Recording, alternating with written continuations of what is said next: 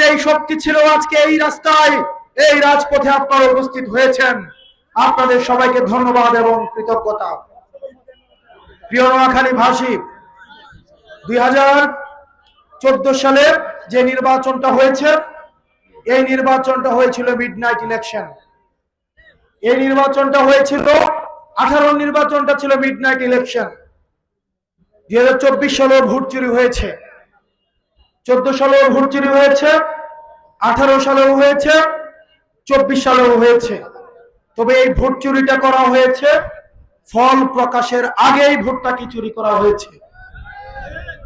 কিন্তু এবার আমরা আরেক ধরনের মেকানিজম দেখলাম, এবারও ভোট চুরি হয়েছে, তবে সেটা ফল প্রকাশের পরে।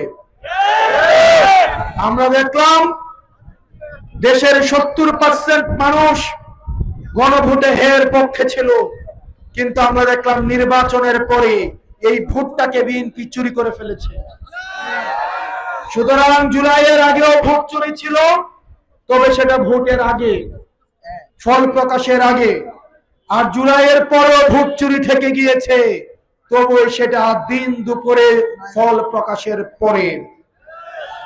প্রিয় বিএনপি, মনে রাখবেন, এই তরুণ প্রজন্মের বিপক্ষে গিয়ে আপনারা যদি মনে করে থাকেন যে আপনারা দেশটাকে সুপথে পরিচালিত করতে পারবেন, আপনারা সংস্কার করতে পারবেন এই জনগণের বিপক্ষে গিয়ে, তাহলে আপনারা ভুল ভাবছেন।